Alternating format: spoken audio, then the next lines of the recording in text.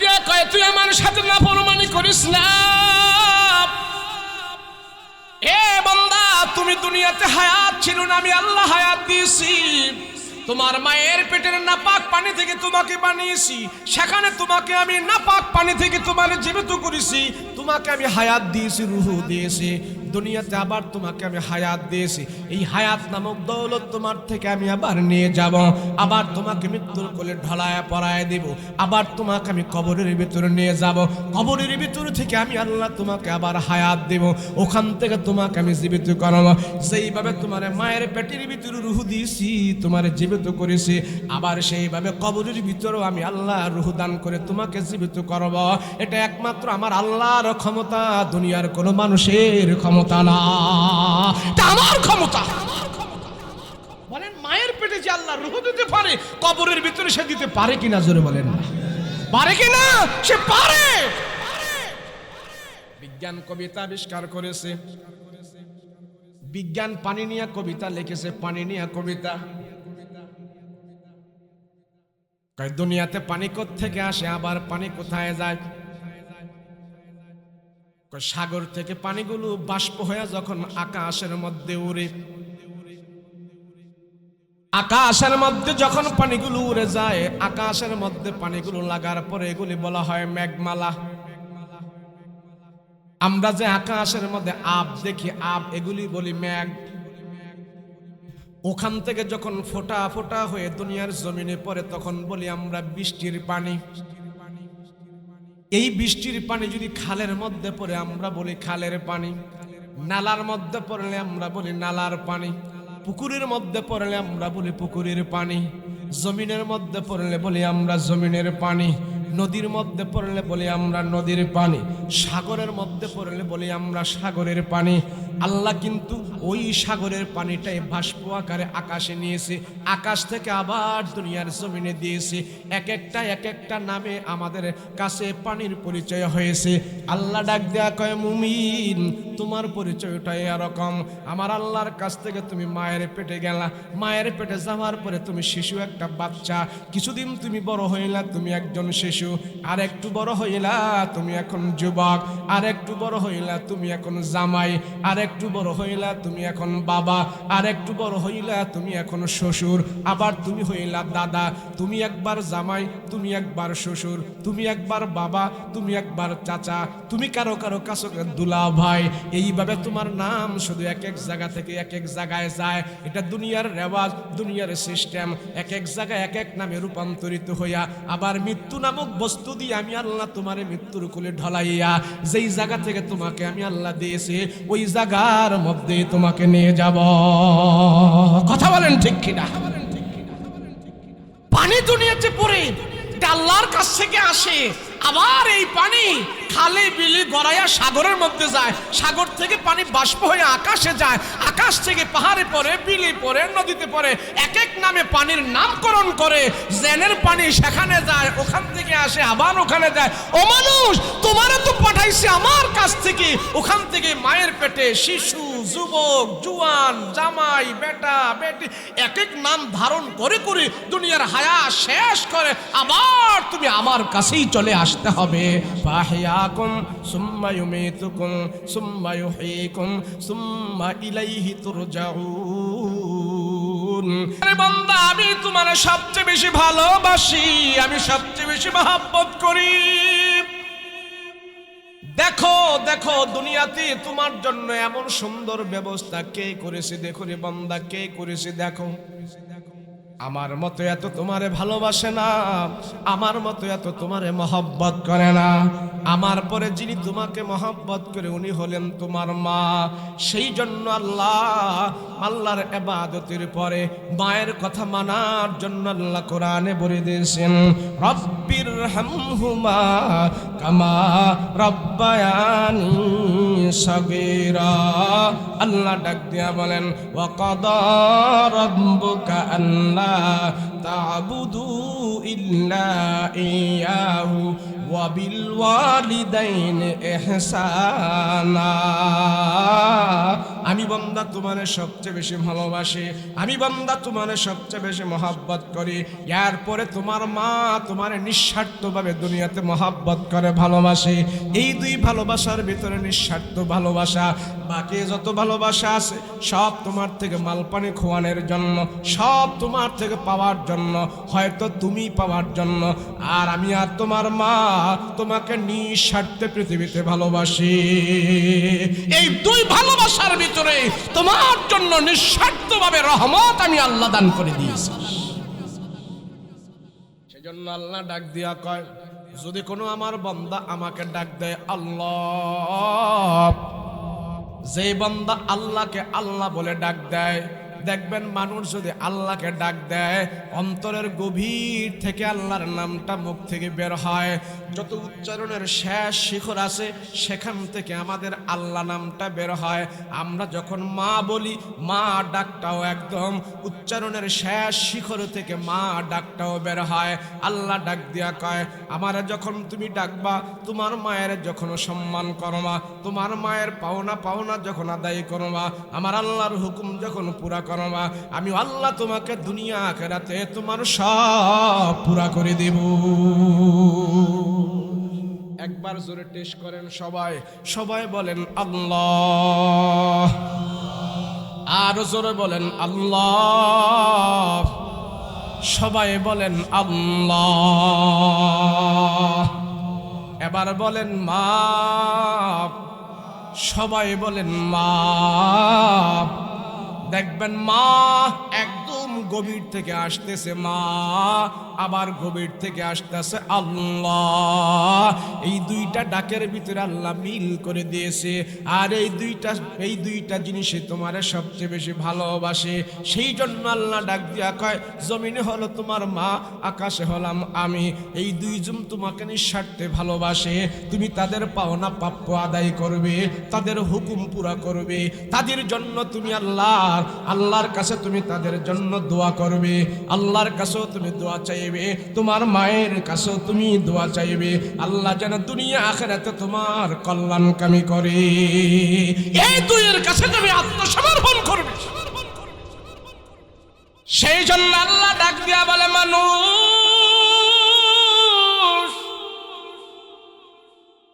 তোমার ভিতরে যখন পশুত্বের চরিত্র চলে আসে, আমি আল্লাহ তারে বানাইলাম পৃথিবীর বুকে সেরা মাখলুক করে, আর তোমার ভিতরে পশুত্ব চলে আসে। আর এই সমাজের ভিতরে এমন এমন কাজ হয়, এমন এমন কর্ম হয়, এই সমাজের মানুষদের ভিতরে এমন এমন কার্যকলাপ হয়, যে কার্যকলাপগুলো পশুর ভিতরে হয় না, হায়ান জানোয়ারের ভিতরে হয় না। একটা মানুষকে আল্লাহ এত ভালোবাসে, একটা মানুষকে আল্লাহ এত পছন্দ করে, একটা মানুষকে আল্লাহ এত মহব্বত করে, এই মানুষকে আল্লাহ এত কিছু দেয়া রাখছে। দেওয়ার পরে যখন নাকি মানুষটা নিমুখ হারাম হয়ে যায়, দেওয়ার পরে যখন নাকি মানুষটা আল্লাহর নাফরমানি করে, আল্লাহ নিজে আশ্চর্য হয়ে যায়, মানুষ তোমার হইল কি? কোত্থেকে আসছো তুমি ভুলে গেছো, কই যাবে তুমি ভুলে গেছো। এই ভুলের ভিতরে থাকলে দুনিয়াও হারাবে, আখিরাতও তুমি হারায়া ফেলবে। বলিস না আমারে। আল্লাহ ডাক দেয়া কয়, মানুষে তোমার কোনো অস্তিত্ব ছিল না, তুমি ছিলা মৃত। কাইফা তাকফুরুনা বিল্লাহি ওয়া কুনতুম আমওয়াতা। তোমার মায়ের পেটে আসার আগে তুমি ছিলি নাপাক পানির ভিতরে, তোমার কোনো অস্তিত্ব ছিল না। আমি আল্লাহ তোমাকে মৃত বানায়া রাখছি, তোমার নাম গন্ধ কোনো ছিল না। ওই মৃত্যু থেকেই আমি আল্লাহ তোমাকে তোমার মায়ের রেহেমের ভিতরে দিয়েছি, নাপাক রক্ত থেকে তোমাকে বানিয়েছি। ও কুনতুম আমওয়াতা, তোমরা ছিলে মৃত্যু, ওই মৃত্যু থেকে আমি আল্লাহ তাআলা তোমাকে হায়াত দান করেছি। ও কুনতুম আমওয়াতা ফাআহইয়াকুম, আমি আল্লাহ মায়ের পেটে তোমাদেরকে রূহ দিয়েছি। ফাআহইয়াকুম, সেখানে তোমাদেরকে জীবিত করেছি। ফাআহইয়াকুম, জীবিত করে আবার তোমাদেরকে দুনিয়াতে প্রেরণ করেছি। দুনিয়াতে প্রেরণ করার পর আল্লাহ ডাক দিয়া কয়, 50 থেকে 60-70 70 বছর তোমাদেরকে আমি হায়াত দিব। এই হায়াতের পরে জানিয়া রাখো, ও কুনতুম আমওয়াতান ফাআহইয়াকুম, যেমন ভাবে তোমারে হায়াত দিয়েছি এমন ভাবে তোমার থেকে আবার আমি মউত দিব। ও কুনতুম আমওয়াতান ফাআহইয়াকুম, আল্লাহ কয় সুম্মা ইউমীতুকুম, আবার তোমাদেরকে আমি মৃত্যু করব। সুম্মা ইউমীতুকুম সুম্মা ইউহয়ীকুম, আবার কবরে যাওয়ার পর তোমাদেরকে আমি জীবিত করব। জীবিত করার পরে আমি আল্লাহ তোমাদের থেকে 70-60 বছরের পুরা জিন্দেগির হিসাব নিয়ে নেব। আল্লাহ কয় তোমরা আমার কাছ থেকে গিয়েছো, আবার ঘুরিয়া ফিরিয়া তোমরা আমার কাছেই আসবা। আল্লাহ বলেন, ও কুনতুম আমওয়াতা, তোমরা মৃত ছিলে এখন জীবিত আছো, আবার মৃত্যু হবে, আবার কবরে তোমাদেরকে হায়াত দেওয়া হবে। যেইখান থেকে তোমরা গিয়েছো সেইখান থেকেই তোমরা আবার আমার কাছে আসবে। এ বান্দা, তুমি যদি আমারে ভুলে যাও তোমার কপাল তুমি নিজে পড়বা, তোমার কপাল তুমি নিজে পড়াইবা। হাসরের ময়দানে মানুষগুলো আল্লাহর দরবারে আফসোস করতে থাকবে। এক একজনে হাত কামড়াবে, এক একজনে পা কামড়াবে, কামড়াইতে কামড়াইতে গোস্তগুলো খেয়ে ফেলবে, হাড্ডি মাংসগুলো খেয়ে ফেলবে, আর আফসোস করবে, আফসোস করবে, আফসোস করে করে তারা সেখানে বলতে থাকবে, ওয়াকুলুল কাফিরু ইয়া লাইতানি কুনতু তুরাবা। কাফেররা হাসরের ময়দানে আফসোস করবে, হাত কামড়াবে, আঙ্গুল কামড়াবে, মাংস কামড়ায় কামড়ায় খাবে, চুলগুলো তারা ছিঁড়ে ফেলবে, আর বলতে থাকবে, ওয়াকুলুল কাফিরু ইয়া লাইতানি কুনতু তুরাবা। আফসোস করবে আর কামড়াবে, ইয়া লাইতানি কুনতু তুরাবা। আল্লাহ কোরআনে কারীমের ভিতরে আয়াতের ভিতরে বলে, এ মানুষ, যারা আমার নাফরমান হবে, আমার জালেম হবে, জুলুম হবে, আমার সাথে অন্যায় অপরাধ করবে, এরা নিজের হাত নিজে কামড়া খাইবে, নিজের হাড্ডিগুলো নিজেরা চাবায়া চাবায়া কামড়ায়া কামড়ায়া খাইতে, আর বলবে, ইয়া লাইতানি কুনতু তুরাবা। আল্লাহ গো, আমরা যদি মানুষ না হইয়া, আমরা যদি মাটি হইতাম, আমরা যদি মানুষ না হইয়া, আমরা যদি গাছ হইতাম, আমরা যদি মানুষ না হইয়া জড় পদার্থ হইতাম, আজকে আমাদের বিচার হইত না, আজকে আমাদের এমন কঠিন শাস্তি হইত না। ও আল্লাহ, আমাদেরকে তুমি দুনিয়াতে আবার পাঠাও। আল্লাহ কয়, সাবধান, এমন এক মন্ত্র দিয়া, এমন এক সিস্টেম দিয়ে আমি আল্লাহ তোমাদেরকে তৈরি করেছি, দুনিয়াতে একবার যাওয়া যায়, একবার আসলে সেখান থেকে আর কোনোদিন ফিরা যায় না। চিল্লা করো, আফসোস করো, যাওয়ার আর কোনো সুযোগ নাই। কবর থেকে উঠার সুযোগ আছে? বলেন আছে নাকি? সুযোগ নাই। সেই জন্য আল্লাহ কয়, হায়াত দিলাম তোরে 70 অথবা 90 অথবা 100 অথবা 60। এখানে 150 বছরের কোনো মানুষ নাই, 150 বছরের কেউ আছে কিনা? আপনারা সিলেটের মানুষ বলেন 150 বছর কার বয়স? কে আসে 150 বছর বলেন? সিলেটের ভিতরে 150 বছরের মানুষ খুঁজে পাওয়া যায় না রে বাবা। 150 মানুষ 150, মাত্র 150 বছরের একটা মানুষ আমরা খুঁজে পাই না। 18 বছরের আগে তো আমরা প্রাপ্ত বয়স্ক হই না, 50 বছরের পরে দুনিয়ার কোনো মজাও আমরা পাই না। তাইলে 20 থেকে নিয়ে 40 বছরে 20টা বছর আমাদের শরীরের গরম থাকে, যৌবনের তেজ থাকে, ক্ষমতার বাহাদুরি থাকে। বুড়া হয়ে গেলে দুনিয়ার জীবনেও মজা পাই না। ছোটকালে চা খায় যেরকম মজা পাইতাম, 50 বছরের বুড়ায় চা খায় এমন মজা পায় না। কথা বলেন ঠিক কিনা? আল্লাহকে কয়দিন বান্দারে তোমার হায়াত দিয়েছি, তোমার দাঁত দিয়েছি, তোমার চেহারা দিয়েছি, তোমার যৌবন দিয়েছি, তোমার সাপ দিয়েছি, এ বান্দা তুমি এগুলি অর্জন করো নাই, আমি আল্লাহ তোমাকে দিয়েছি। বলেন আমার হাত কে দিয়েছে? জোরে বলেন। আমার মাথা কে দিয়েছে? জোরে বলেন। আমার দাঁতগুলো কে দিয়েছে? জোরে বলেন। এর দাড়ি কে দিয়েছে? জোরে বলেন। এই চুল কে দিয়েছে? জোরে বলেন। চুলের মালিক আমি না, দাড়ির মালিক আমি না, দাঁতের মালিক আমি না, চোখের মালিক আমি না, কিন্তু এগুলি ব্যবহার আমি করতেছি, এগুলি সব ব্যবহার আমি করতেছি, কিন্তু এগুলির মালিক আমি না। আমি যদি আমার চুলের মালিক হইতাম, আমার একটা চুল আমি কোনোদিন সাদা হইতে দিতাম না। উনি যদি উনার দাড়ির মালিক হইতো, একটা দাড়ি উনি সাদা করতে দিত না। কথা বলেন ঠিক কিনা? দাড়িগুলো সাদা হয়ে যাওয়ার পরেও আমি আবার কালো করে মিন্দি দিয়া কালো করে রাখতে চাই, মিন্দি দিয়া লাল করে রাখতে চাই। আমার দাড়িগুলো আমি সাদা হইতে দেই না। কথা বলেন ঠিক কিনা? এই চুল আমার সাথে থাকে, দাড়িগুলো আমার সাথে থাকে, কিন্তু আমার কথা শোনে না। এই চোখ আমার সাথে আছে, চোখগুলো আমার কথা শোনে না। এই সমাজে একটা মানুষও পাওয়া যাবে না চোখের পাওয়ার কমে যাক কেউ চায় না, তারপরও চোখের পাওয়ার শেষ হয়ে যায়। আল্লাহ ডাক দেয়া কয়, মুমিন তোমার অঙ্গ প্রত্যঙ্গগুলো তোমাকে মেসেজ দিতেছে, তোমার অঙ্গ প্রত্যঙ্গগুলো তোমাকে খবর দিতেছে এই পৃথিবীতে আর তুমি বেশি দিন থাকবে না। রাহমাতুল্লিল আলামিন নবীজির দাড়ি মুবারক কয়েকটা পেকে গেছে, কয়েকটা দাড়ি মুবারক নবীজির পেকে গেছে। পেকে যাওয়ার পর পয়গম্বর সাহাবীদেরকে ডাক দেয়া বলে, ও সাহাবীরা রে, দুনিয়াতে আমার আর মনে হয় বেশি দিন থাকার সময় নাই। বলে কেন গো ইয়া রাসূলুল্লাহ, কেন? কয়ে দেখো আমার মাথার কয়েকটা চুল পেকে গেছে, আমার কয়েকটা দাড়ি পেকে গেছে, এগুলি আমাকে পর্যন্ত মেসেজ দেয়া যাচ্ছে দুনিয়াতে আমার আর বেশি দিন থাকার সুযোগ নাই। রাসূল বলে আমার আর বেশি দিন থাকার সুযোগ নাই। আরে যার দাড়ি পেকে গেছে,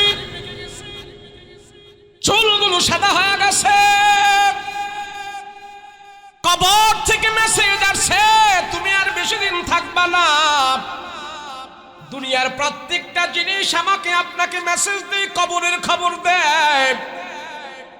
এ মুমিন তুমি কেন জানো না, সকালবেলা ফুলগুলো সতেজ হয়ে ফুটে, আবার বিকাল বেলা ফুলগুলো সতেজ থাকে না, একবারে নরম হয়ে দুর্বল হয়ে পড়ে যায়। কথা বলেন ঠিক কিনা? আমাকে আপনাকে মেসেজ দিয়ে যাচ্ছে তোমার জীবনটাও ফুলের মতো একবার ফুটছে, আবার ফুল যেমন ঝরে পড়ে গেছে, তোমার জীবনটাও আবার ঝরে পড়ে যাবে। এ মুমিন, সকালবেলা সূর্য উদিত হইল, আবার বিকালবেলা সূর্য ডুবে গেল। সকালবেলা তোমাকে খবর দিল সূর্য যেমন দুনিয়াতে আলো নিয়ে উঠছে, তুমিও দুনিয়াতে যৌবন নিয়ে আসছিলা। বিকালবেলা সূর্য যেমন অন্ধকারে চলে গেছে, তোমার জীবনটাও আস্তে আস্তে করে অন্ধকারে চলে যাচ্ছে। সাবধান, এগুলি তোমারে মেসেজ দেয়া যায়। দুনিয়াতে বেশি দিন তুমি থাকার আর সময় নাই, থাকার আর সুযোগ নাই। আল্লাহর দরবারে যাওয়ার জন্য তোমারে মেসেজ দিতেছে, তুমিও রেডি হয়ে যাও, রেডি হয়ে যাও। সেই জন্য আল্লাহ ডাক দিয়া বলে, এ মুমিন ওয়া কুনতুম আমওয়াতা, তুই মৃত ছিলি, আমি আল্লাহ তোর জীবিত করেছি। কেউ তোর হায়াত দেয় নাই, হায়াত আমি আল্লাহ নিজে দিয়েছি। এই হায়াত তুমি আমার কাছ থেকে পেয়েছো, দুনিয়ার কেউ তোমাকে হায়াত দেয় নাই, খায়াত দেয় নাই, আমি আল্লাহ নিজে দিয়েছি। এই জন্য হায়াতের মালিক আমি, আমারে তুমি ভুলে যাও না। আমাদের কর্মকাণ্ড দেখে আল্লাহ আশ্চর্য হয়ে যায়। কাইফা, আল্লাহ বলে কাইফা কাইফা, বান্দারে কেমনে এমন করলি, কেমনে তুই আজান হওয়ার পরও ল্যাপের নিচে ঘুমায়া থাকু, কেমনে তুমি আজান হওয়ার পরও সামান্য ঘুমটা তোমার কাছে ভালো লাগে। এ বান্দা, আমি তোমার সফলতা শান্তি কামিয়াবির জন্য মুয়াজ্জিনকে নিযুক্ত করেছি। সে তোমাকে ডাকে হাইয়া আলাল ফালাহ, সে তোমাকে ডাকে হাইয়া আলাস সালাহ। জানো জানো এটার অর্থ কি? দুনিয়া আখিরাতে যদি তুমি সফলতা চাও, আমার কুদরতি কদমে গিয়া তোমরা সাজদা দাও। দুনিয়া আখিরাতে যদি তুমি সফলতা চাও, তোমার আপাদমস্তক আমার কুদরতি কদমে নত করো। জানো জানো, একটা সাজদার দাম তামাম পৃথিবী এবং পৃথিবীর ভিতরে যা কিছু আছে আমার আল্লাহর দরবারে দুনিয়ার চাইতেও একটা সাজদার দাম আরো বেশি হয়ে যায়। সাজদাতে আমার আল্লাহকে আমি সব পছন্দ করি, নাফরমানি পছন্দ করি না। আমি সব দেখতে পারি, নাফরমানকে দেখতে পারি না। এ বান্দা তুমি সব হয়, নাফরমান হয় না, নাফরমান হয় না। আরে নাফরমান কারে বলে? নাফরমান কারে বলে? নাফরমান হলো সে যে আল্লাহর হুকুমকে মানে না, বৃদ্ধাঙ্গুলি প্রদর্শন করে। আল্লাহর হুকুমের কাছে তার নিজের মতটাকে সে প্রকাশ করে, তারে বলে নাফরমান। আল্লাহ বলেছেন এটা, আমি বলি আরেকটা যুক্তি দিয়া, তারে বলে নাফরমান। আল্লাহ বলেছে আমার কুদরতি কদমে সাজদা দিয়া লুটায়া পড়ে থাকো, তুমি হলে আমার শুকরগুজার বান্দা, তুমি নাফরমান হবে না। আর আমরা আল্লাহর কুদরতি কদমে সাজদা দেই না, আল্লাহর কুদরতি কদমে আমরা মাথা নত করি না। যে মানুষটা মাজা কমর ঘাড় কাঁধ সব ভাঙ্গা যখন নাকি মালিকের কুদরতি কদমে সাজদা দিয়া পড়ে থাকে, আল্লাহ হাসরের আল্লাহ আরো সাজমে ফেরেশতাদেরকে ডাক দিয়া কয়, ও ফেরেশতারা দেখো আমার বান্দা মাজা কমর ঘাড় কাঁধ সব ভাঙ্গা বান্দা একবারে প্যাকেট হয়ে গেছে, একবারে ছোট হয়ে গেছে। বান্দা আর ছোট হতে পারে না। একটা মানুষ নামাজের সাজদা দিলে যত ছোট হয় অন্য কোনো পদ্ধতিতে এত ছোট হওয়া যায় না। বান্দা যখন নাকি নামাজের সাজদা দিয়া পড়ে আসে, আল্লাহ আরো সাজমে ফেরেশতাদেরকে ডাক দিয়া কয়, দেখ আদমকে বানাইতে তারা নিষেধ করেছিলে, আদমের সন্তানের আমার কুদরতি কদমে সাজদা দিয়া পড়ে আছে, বান্দা একবারে ছোট হয়ে গেছে, আর ছোট হতে পারে না। তোরা সাক্ষী থাক, তার একটা সাজদা দুনিয়া এবং দুনিয়ার ভিতরে যা কিছু আছে সব কিছু থেকে আমার থেকে সবচেয়ে বেশি দামি। এই সাজদা বারবার বান্দা দিয়া দিয়া আমার দরবারে প্রশংসা করে আমি আল্লাহ তার জীবনের সব গুনাহ ক্ষমা করে দিয়েছি, তারে ক্ষমা করে দিয়েছি। এই জন্য আমরা হুজুররা বলি, শীতের মধ্যে হোক গরমের মধ্যে হোক 5 ওয়াক্ত নামাজ পড়ো, আল্লাহর সাজদা করো। যারা নামাজ পড়ে তার কবিরা গুনাহ মাফ হয়, সগীরা গুনাহ মাফ হয় নামাজের ভিতরে। শুধু শিরিক মাফ হয় না, শিরিক ছাড়া নামাজের মাধ্যমে সব গুনাহ তারে আল্লাহ ক্ষমা করে। কেন জানেন? নামাজের ভিতরে ফরজ আছে, নামাজের ভিতরে সুন্নত আছে, নামাজের মধ্যে ওয়াজিব আছে, নামাজের ভিতরে মুস্তাহাব আছে, নামাজের ভিতরে আল্লাহর সমর্থন আছে, আত্মসমর্পণ আছে, নবীজির দুরুদ আছে, নবীজির সুন্নত আছে। যেই ব্যক্তিটা 5 ওয়াক্ত নামাজ গুরুত্ব সহকারে আদায় করলো, সব ইবাদত আল্লাহ নামাজের ভিতরে ঢুকাই দিল। শাহ ওলিউল্লাহ মুহাদ্দিস দেহলভী রাহমাতুল্লাহি আলাইহি বলেন, যে মানুষটা দাঁড়িয়ে দাঁড়িয়ে আল্লাহর কাছে আত্মসমর্পণের জন্য দাঁড়িয়ে গেছে নামাজের জন্য, যে মুসল্লি নামাজের জন্য দাঁড়ায় গেছে, আল্লাহর যত মাখলুকাত পৃথিবীর ভিতরে আছে, যেমন গাছগুলো দাঁড়ানো আছে, পাহাড়গুলো দাঁড়ানো আছে, গাছপালা তরুলতা যেগুলি দাঁড়ানো আছে, আল্লাহর মাখলুকাত যেগুলি দাঁড়ানো আছে, অট্টালিকা বিল্ডিং পাহাড় প্রাসাদ গাছ গাছালি সব আল্লাহর মাখলুক দাঁড়ানো আছে। শাহ ওলিউল্লাহ হুজ্জাতুল্লাহিল বালিগার মধ্যে লেখেন, ওলিউল্লাহ মুহাদ্দিস দেহলভী রাহমাতুল্লাহি আলাইহি বলে, আল্লাহর কুদরতি কদমে সাজদা দেওয়ার জন্য আল্লাহর জীবিনী বান্দা নামাজের মধ্যে দাঁড়ায়া গেছে। নামাজের মধ্যে দাঁড়ায়া থাকার কারণে আল্লাহর যত মাখলুকাত দুনিয়াতে দাঁড়ানো অবস্থায় আছে, সমস্ত মাখলুকাতের পক্ষ থেকে এই বান্দা আল্লাহর দরবারে শুকর আদায় করতেছে। ওলিউল্লাহ মুহাদ্দিস দেহলভী রাহমাতুল্লাহি আলাইহি আরো বলে, যে বান্দা দাঁড়ানো থেকে আবার রুকুর মধ্যে চলে গেছে, এই জমিনে আল্লাহর কিছু মাখলুকাত আছে তারা রুকু অবস্থায় আছে, যেমন গরু, ভেড়া, বকরি, লতা পাতা, এগুলা সব রুকু অবস্থায় আছে, মধ্যম অবস্থায় আছে। আল্লাহর যত মাখলুকাত এমন মধ্যম অবস্থায় আছে। যেই আল্লাহর বান্দা খাড়ানো দাঁড়ানো থেকে রুকু অবস্থায় রুকুর মধ্যে চলে গেছে, ওই রুকু করতেছে, আল্লাহ ডাক দিয়া কয়, রুকুকারী বান্দা আমার যত মাখলুকাত দুনিয়াতে রুকু দিয়া আছে, সব মাখলুকাতের পক্ষ থেকে আমার রুকুকারী বান্দা আমার দরবারে শুকর আদায় করতেছে। মুহাদ্দিস দেহলভী রাহমাতুল্লাহ আলাইহি আরো বলে, আল্লাহর যে বান্দা তার আপাদ মস্তক মাটির মধ্যে লুটায়া দিছে, সাজদা দিয়া পড়ে আছে, আল্লাহ ডাক দিয়া কয়, ফেরেশতারা দেখ আমার বান্দা আমার দরবারে আত্মসমর্পণ করতেছে। জমিনের মধ্যে আমার কিছু মাখলুকাত আছে, সাপ বিচ্ছু আছে, তারা গর্তের ভিতরে যায় আছে, মাছগুলো পানির ভিতরে আছে। কিছু আল্লাহর মাখলুকাত জমিনের মধ্যে লেগে আসে, জমিনের সাথেই তারা চলাফেরা করে। এরা অত লম্বা না, এদের এত দেহ নাই, এত বডি নাই, কিন্তু জমিনের সাথে তারা চলাফেরা করে। পোকামাকড় আছে, সাপ বিচ্ছু আছে, মাছগুলো আছে, তারা সাগরের নিচে থাকে, জমিনের সাথে চলাফেরা করে।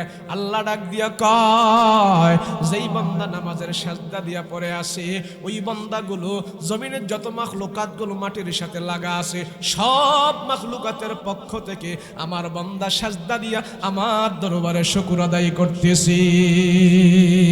আল্লাহু আকবার। এই জন্য মুমিন তুমি আল্লাহর কুদরতে কদমে সাজদা দাও। আল্লাহ ডাক দিয়া কয়, তুই আমার সাথে নাফরমানি করিস না। এ বান্দা, তুমি দুনিয়াতে হায়াত ছিল না, আমি আল্লাহ হায়াত দিয়েছি। তোমার মায়ের পেটের নাপাক পানি থেকে তোমাকে বানিয়েছি, সেখানে তোমাকে আমি নাপাক পানি থেকে তোমার জীবিত করেছি, তোমাকে আমি হায়াত দিয়েছি, রূহ দিয়েছি। দুনিয়াতে আবার তোমাকে আমি হায়াত দিয়েছি, এই হায়াত নামক দৌলত তোমার থেকে আমি আবার নিয়ে যাব, আবার তোমাকে মৃত্যুর কোলে ঢলায় পড়ায় দেব, আবার তোমাকে আমি কবরের ভিতরে নিয়ে যাব, কবরের ভিতর থেকে আমি আল্লাহ তোমাকে আবার হায়াত দেব, ওখান থেকে তোমাকে আমি জীবিত করাবো। যেইভাবে তোমার মায়ের পেটের ভিতরে রূহ দিয়েছি, তোমার জীবিত করেছি, আবার সেইভাবে কবরের ভিতরেও আমি আল্লাহ রূহ দান করে তোমাকে জীবিত করব। এটা একমাত্র আমার আল্লাহর ক্ষমতা, দুনিয়ার কোনো মানুষের ক্ষমতা না, এটা আমার ক্ষমতা। বলেন, মায়ের পেটে যে আল্লাহ রূহ দিতে পারে, কবরের ভিতরে সে দিতে পারে কিনা? জোরে বলেন, পারে কিনা?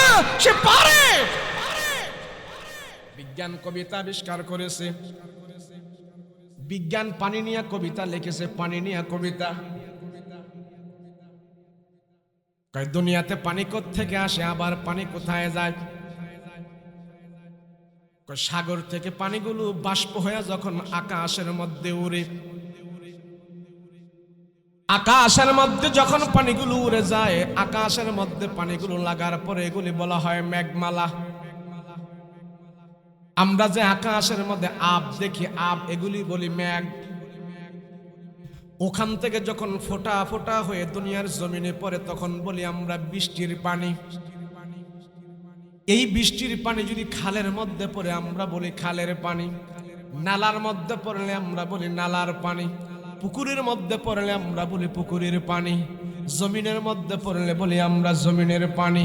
নদীর মধ্যে পড়লে বলি আমরা নদীর পানি।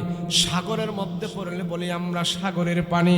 আল্লাহ কিন্তু ওই সাগরের পানিটাই বাষ্প আকারে আকাশে নিয়েছে, আকাশ থেকে আবার দুনিয়ার জমিনে দিয়েছে।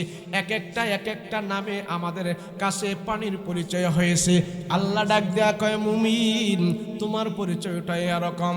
আমার আল্লাহর কাছ থেকে তুমি মায়ের পেটে গেলা, মায়ের পেটে যাওয়ার পরে তুমি শিশু, একটা বাচ্চা, কিছুদিন তুমি বড় হইলা, তুমি একজন শিশু, আর একটু বড় হইলা তুমি এখন যুবক, আর একটু বড় হইলা তুমি এখন জামাই, আর একটু বড় হইলা তুমি এখন বাবা, আর একটু বড় হইলা তুমি এখন শ্বশুর, আবার তুমি হইলা দাদা।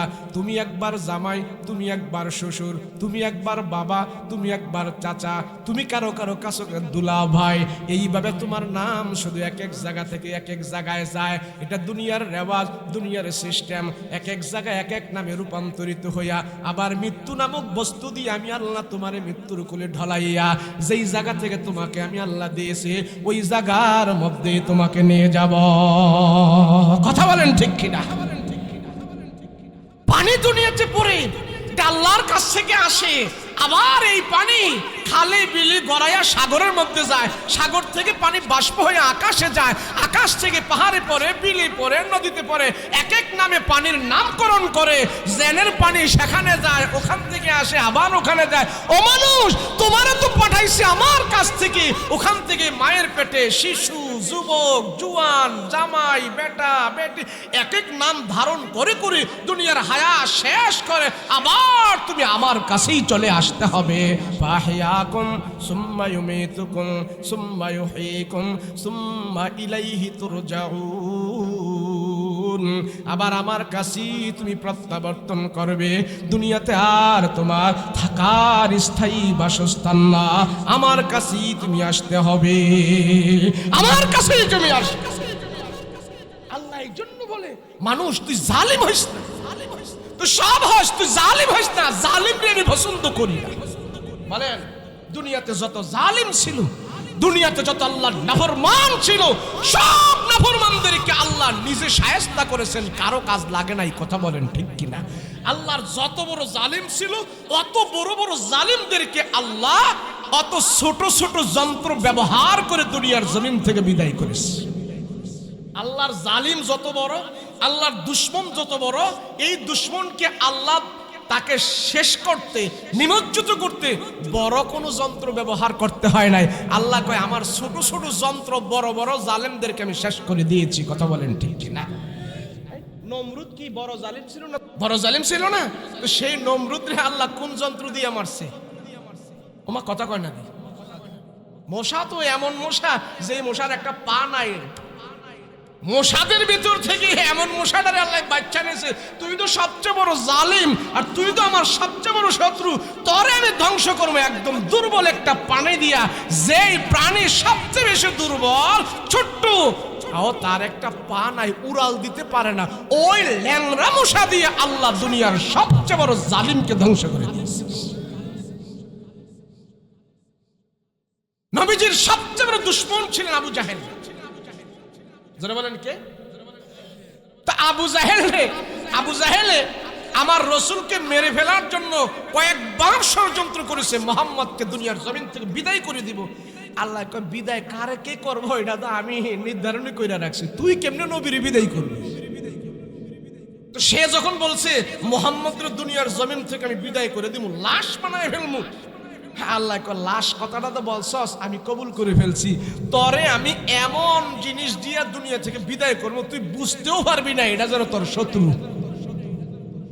তো আবু জাহেল রে আল্লাহ দুনিয়ার জমিন থেকে বিদায় করার জন্য বড় কোনো অস্ত্র ব্যবহার করে নাই, বিমান কামান ব্যবহার করে নাই। মক্কার মধ্যে দুইটা নাবালেগ ছেলে, যারা বুঝ নাই অবুঝ, একটা 7 বছর আর একটা 8 বছর। আবু জাহেলের জীবনও ভাবতে পারে নাই এমন দুধের শিশু, নাবালেগ শিশু, হেরা আমারে কেমনে মারবো বুঝতেও পারে নাই। যখন শুনে বলছে আবু জাহেলকে, দুই ভাই বলছে আবু জাহেলকে, একজনে দেখাই দিছে ওইটা আবু জাহেল, দুই ভাই বাস পাখের মতো উড়াল দিয়া যায় আবু জাহেলের যে ঘোড়ার উপরে ছিল ওই ঘোড়ার পা কাইটা দিছে, ধরাশায় হয়ে আবু জাহেল পড়ে গেছে। এরপরে যে অন্য অন্য মুমিনরা যায়া আল্লাহর এই দুশমনকে দুনিয়ার জমিন থেকে বিদায় করে দিছে। আল্লাহ কয়, তরে মারতে আমার কি বিশাল বড় অস্ত্র লাগবো? আমি ছোট দুইটা বাচ্চা দিয়ে তোরে শেষ করে দিছি। কেন? তুই বেঁচে থাকলে আমার নবীরে তুই মেরে ফেলতি। নবীকে মারার জন্য আবু জাহেল বারবার ষড়যন্ত্র করছে, সমস্ত ষড়যন্ত্র থেকে আমার আল্লাহ আমার রসুলকে হেফাজত করেছে। আবু জাহেলকে দুনিয়ার জমিন থেকে আল্লাহ বিদায় করে দিয়েছে। জন্য আল্লাহ কয়, জালিম হইও না। কি হইও না? জালিম হইও না। আজকে সমাজের ভিতরে বহু জালিম আছে, বহু জালিম। কেমন জালিম? যেই মা তোমার দুগ্ধ পান করে দুনিয়াতে বড় করেছে, যেই বাবা তোমার জন্য কত হাড় ভাঙা পরিশ্রম করে তোমাকে কত কিছু দিয়েছি, আজকে আমরা পত্রিকা খুললে, আজকে আমরা খবরের মধ্যে আমরা দেখতে পাই, অনলাইনে আমরা শুনতে পাই, বাবার সম্পত্তির জন্য জামাই এবং বউ এবং তার ছেলে, ছেলে এবং ছেলের বউ দুইজনে মিলা বাবারে হত্যা করে বাবার সম্পত্তি দখল করে। এমন অসভ্য খবর আমরা এই সমাজে পাই। কথা বলেন ঠিক কিনা? তুই হলে জালিম, তোর যেই বাবা রক্তমাখা ঘাম পরিশ্রম করি তোমাকে এত বড় করেছি, নিজে না খেয়ে তোমারে খাওয়িয়েছি, তোমার বাবা তোমার জন্য কত শ্রম দিয়েছে, কত কষ্ট সহ্য করেছে, আজ তুই বড় হয়ে সেই বাবার প্রতি কোনো খেয়াল রাখো না। তুমি বিশাল ডিগ্রিধারী, তুমি লন্ডন থাকো, আমেরিকা থাকো, জাপান থাকো, ওখানে যে তুমি সাদা চামড়া পায়া মায়া বিয়ে করে এখন আর বাবেরও খবর নাই, মারও খবর নাই। আল্লাহ কয় তুই জালিম, তোর দুনিয়াও ধ্বংস, আখিরাতও তোর ধ্বংস হয়ে যাবে। আল্লাহ কয় এই সমস্ত জালিম থেকে, এই জালিমি থেকে তোমরা হেফাজত থাকো। আল্লাহ জালিমকে পছন্দ করে। অনেক অনেক জালিম আছে, ঠান্ডা মাথার জালিম, সমাজে ঠান্ডা মাথার জালিম। বয়ান আজকে আমার এটা ছিল না, অন্য একটা বয়ান করতাম। এখন এই 5-7 দিন ধরে দেখেন না নেটের মধ্যে লিঙ্গ পরিবর্তনের একটা জমানাটা যে কত বড় জালিমে চলে গেছে, জালিমের হাতে গেছে। আল্লাহ হেরে বানাইছে পুরুষ মানুষ, হ্যাঁ কয় আমার মনের দিক দিকে আমি মাইয়া, জেন্ডার পরিবর্তন। ওমা আপনাকে দিক দিয়ে নাই মনে, তাহলে কথা কয়েও লাভ নাই, যাক। আল্লাহ বানাইছে হ্যাঁ রে পুরুষ, হ্যাঁ এখন আন্দোলন করতেছে আমি মনে মনে মায়া সাজাও, মায়া গল্লকে ঘুরতে পারবো। তুই মায়া গল্লকে ঘুরবি না, আকাম করার লাগে তুই মনে মনে মায়া সাজ দিস। কথা বলেন ঠিক কিনা? তরে বানাইছে আল্লাহ পুরুষ, সে মায়া হইতে চায়, এটার জন্য হ্যাঁ আন্দোলন করে। এটা আবার ফাইট টু বইয়ের মেয়েদের আমাদের ছেলেদেরকেও শিখাইতে চায়। এমন যদি কেউ মনোভাব নিয়ে চলে যে আমি মনে মনে মায়া হইয়া গেছি, আমার নাম আগে শরীফ ছিল, এখন থেকে আমার নাম রাখছে আমি শরীফা। কি নাম রাখছে? আরে গাদার ঘরে গাদা। তুই যদি মনে মনে যদি তোর সব পরিবর্তন করে দিতে পারস, তো আল্লাহ তোর সিস্টেম করে মানুষ বানাইছে কেমনে? তো আমরাও তো মনে মনে বলবো তুই মানুষ না, তুই একটা কুত্তা। মনে মনে কইলে কি হয়ে যায়? আল্লাহ বানাইছে মানুষ, আল্লাহ বানাইছে পুরুষ। হ্যাঁ কয় আমি মনের দিক দিয়া আমার মনে মনে আমি নারী। কথা কন ঠিক কিনা?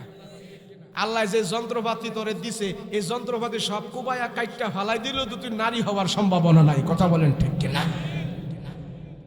এটি কিয়ামতের আলামত, এটি জালিম।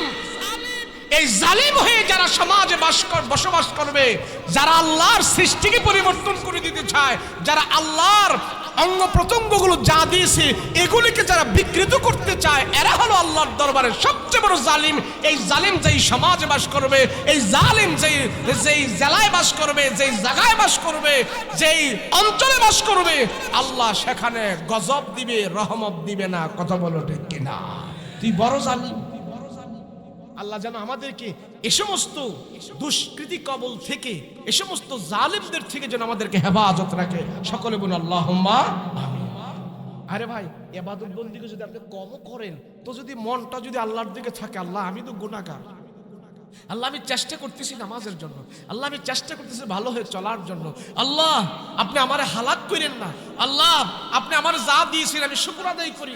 নবীজি এক সাহাবী বাল্য, এক সাহাবী তারে হাতে দইরা কয় ইয়া মুআজ, ওই সাহাবীর নাম হইল মুআজ। মুআজ রে, আমি রাসূল তোরে আল্লাহর জন্য ভালোবাসি। উহিব্বুকা ইয়া মুআজ, ও মুআজ আমি তোমারে ভালোবাসি। বুখারী শরীফের ভিতরে সুন্দর বর্ণনা করা আছে। রাসূল বলে মুআজ আমি তোমারে ভালোবাসি। তো মুআজও বলে রাসূল গো আমিও আপনাকে ভালোবাসি। তো রাসূল বললেন তোমাকে আমি এত ভালোবাসি, তুমি আমার কাছে এত ভালো মহব্বতের, আর মহব্বতটা শুধু আল্লাহর জন্যই, পৃথিবীর কারোর জন্য না। মুআজ তোরে ভালোবাসি শুধু আল্লাহর জন্য ভালোবাসি।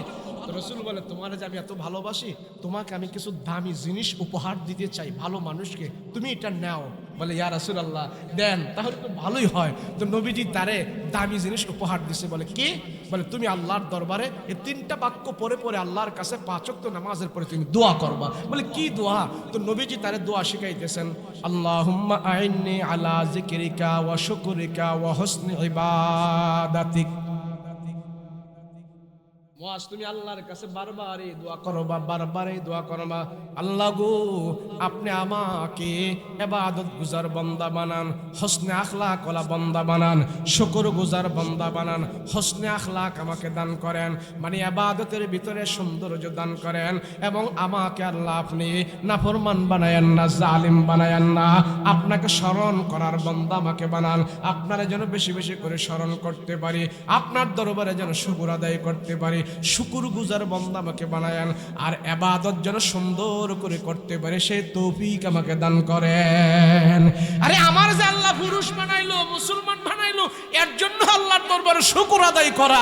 আর এখন কিছু অসভ্য ভার্সিটির পোলা পায় জালিম হয়ে গেছে, হেরে বানাইছে আল্লাহ পুরুষ, হ্যাঁ নাকি মনে মনে কয় আমি মাইয়া, আমি এখন থেকে মহিলাগুলোর মতো চলবো, আমি মনে মনে মহিলা হয়ে গেছি। এইগুলি বয়ান করতে তো আমাদের খারাপ লাগে, এইগুলো কোনো বিষয়? আমার এই দেশটারে ভূতে পাইছে, বাংলাদেশটারে ভূতে পাইছে, ভালো মানুষে পায় নাই, ভূতে পাইছে, এটা ভূতের দেশ হয়ে গেছে। কিসের দেশ? ভূতের দেশ, ভালো মানুষের দেশ নাই। স্কুলের ছেলে মেয়েদেরকে এগুলা কি পড়ানোর জিনিস? বলেন, এত কিছু থাকতে কি এগুলো পড়ানোর জিনিস? আমাদের স্কুলের ছেলে মেয়েদেরকে এগুলো পড়াচ্ছে। তা তুমি যদি মনে মনে মাইয়া সাজ্জা থাকো, তুমি যদি বলো যে আমি মনে মনে মেয়ে হয়ে গেছি, তো মেয়েদের মতোই তুমি চলতে পারবে, তোমাকে কেউ বাধা দেবে? কেমন খাটাসের ঘরের খাটাস। আল্লাহ আমাদের হেফাজত করেন, বলেন আমিন। আল্লাহ কবুল করো, বলেন আমিন। যারা এই মাহফিল দিয়েছেন, যারা এই আয়োজন করেছে, ছেলেরা আয়োজন করেছে, মুরব্বীরা সহযোগিতা করেছে, আপনাদের চেষ্টা মেহনতে এই আয়োজন যেন আল্লাহ কবুল করে, বলেন আল্লাহুম্মা। বলেন, এই মাহফিল প্রতি বছর দরকার আছে না নাই? অনেকে বলে হুজুর এত মাহফিল দিচ্ছি, মানুষ দেখি একজনে শুনুক, শুধু মাইকলার নিয়ে ওয়াজ করো, শুধু মাইকলা বসে থাকলে হেরে নিয়ে ওয়াজ করো। নবী যদি প্রথম ইসলামের দাওয়াত দিতে যায়, দেখে যে মানুষ নাই, হায় হায় মানুষ নাই, আমি কারে দাওয়াত দিব, মনোবল ভেঙে ফেলতো। তাইলে কি মক্কা থেকে ইসলাম কি এই সুনামগঞ্জ পর্যন্ত পৌঁছতো, সিলেট পর্যন্ত পৌঁছতো?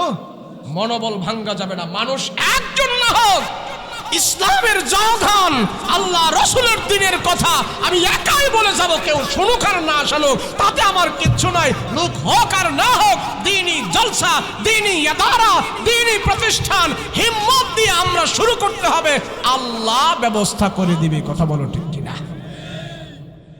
মানুষটাই, আরে ওয়াজে তো 2-4 জন মানুষ হয়, আমি বলি এডি তো মানুষ আর বাকি অমানুষ। যারা রসুল মানে না, আল্লাহ মানে না, কোরআন মানে না, হাদিস মানে না, এরা মানুষ না, এরা অমানুষ। আর 2-4 জন মুসল্লি গরিব টরিব যারা আছেন, মালভানি কম, এরা যে মসজিদে গিয়া সেজদা দেয়, আল্লাহ কয় এরাই হলো আমার দরবারে প্রকৃত মানুষ। মৃত্যু হতে দেরি হবে, জান্নাতের দরজা খুলতে দেরি হবে না। দুর্বলের সাথে আল্লাহ আছে, কথা বলেন ঠিক কি? আল্লাহ আমাদের সব ভাইরই কবুল করেন, বলেন আমিন। এই মাহফিল যে হইতেছে, আপনারা নগদে যদি পারেন তো কিছু দান করেন। কই মাহফিল কই, ফোলা ভাইন কই?